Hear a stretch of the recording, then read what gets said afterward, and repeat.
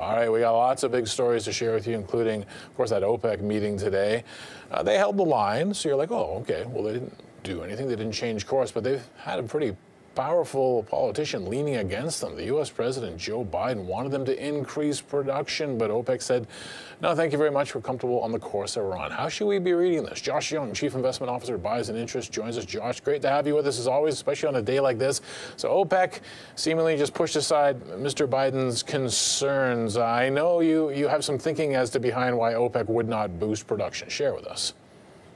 Yeah, well, so we think that they're overstating their spare capacity a little bit, but I think just in general, there is not really a reason for OPEC to change course. The oil market is well supplied, relatively speaking, and they have a good plan. And having messed things up a lot last year, it makes a lot of sense for them just to stay the course. So they ignored the president. The president didn't take it kindly.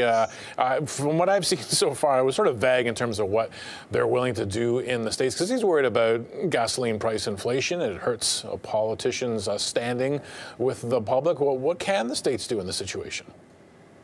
Yeah, so I mean, it's a good question. It looks like probably what they're going to end up doing is a strategic petroleum reserve release. And it looks like the oil market is reacting negatively to that. Although it is kind of funny, right? Just talking about it and just talking about evaluating options has already pushed the oil price down. But from a longer term perspective, I was looking at some data on this. SPR releases actually don't really affect the oil price in the medium to long term. And if anything, reducing the strategic reserve increases the structural oil price because there's less available in case there's an emergency or it's actually needed. Okay, because I was going to ask you about that, right? If the states did make that move, perhaps in the short term, Mr. Biden gets his wish, but you're saying longer term, structurally, that could just mean more pressure to the upside.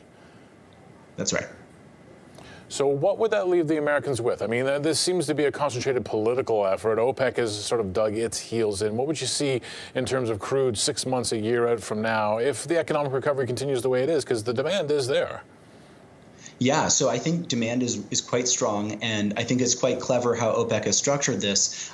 So they're increasing their production every month, and at the same time, demand is recovering by a similar amount to what they're increasing. So there's this structural deficit of supply a little bit, which is draining world inventories and increasing OPEC's power without sending oil prices up too much. And so that kind of balance of, as travel recovers and as people go back to work and kind of resume their pre-COVID lives, we're seeing oil demand rise, and we're seeing now supply rise around this 400,000 barrels a day every month. When it comes to politicians talking about energy and oil and gas, of course, we had COP26 in Scotland. We heard from a lot of global leaders, our prime minister as well, making a lot of commitments about trying to cap emissions. As you take a look at the events of the week, do oil and gas investors need to be mindful of anything in particular what was said there?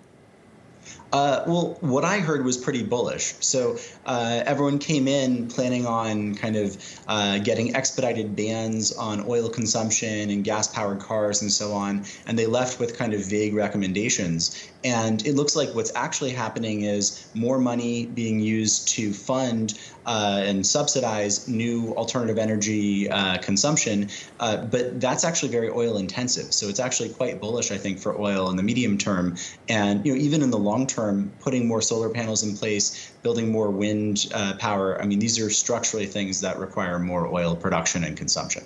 Okay, so an interesting take on that one. You got a few names that you want to run down for us. Let's start with Baytex. What do you like here?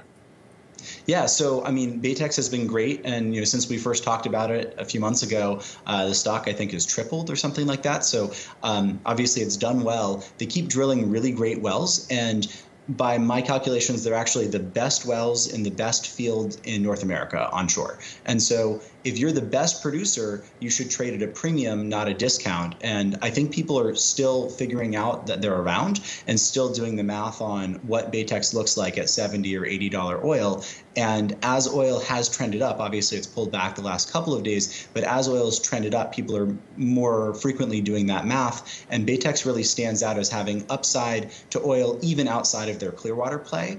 And then as they're doing additional development, there's even more upside in the Clearwater beyond kind of what what they've delineated. So there's kind of these multiple levers and really significant upside. And I guess just the last thing to point out, obviously the stock is up a lot since we first talked about it, and even more since its lows last year, but it's still down about 90% from its high 10 years ago.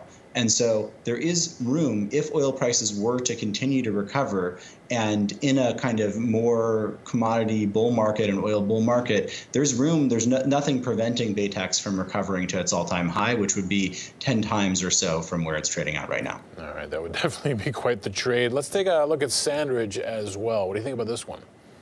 Yeah, so Sandridge is fascinating. It's a weird battleground stock where there's no sell-side analyst covering it. So me talking about it here and maybe a few other people talking about it in the public forum is kind of the entirety of what you get on it besides their quarterly reports. And so they're about to announce next week. And by my math and based on how much free cash flow they generated in the first half of Q3, I mean, it looks like they're generating almost half of their market cap in free cash flow every year.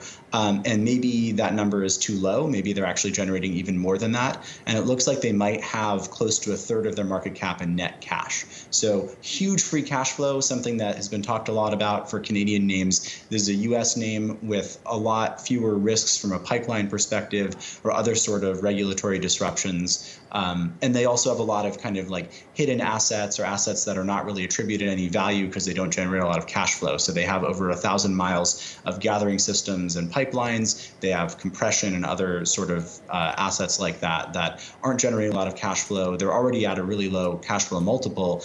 When you combine the cash flow multiple with those kind of hidden assets, you have a company that could do quite well going forward, even after the run in the last year. Speaking more broadly about Canadian oil and gas names, we haven't had too shabby of a run in terms of not only the results that we're getting, but the rewards for shareholders as well.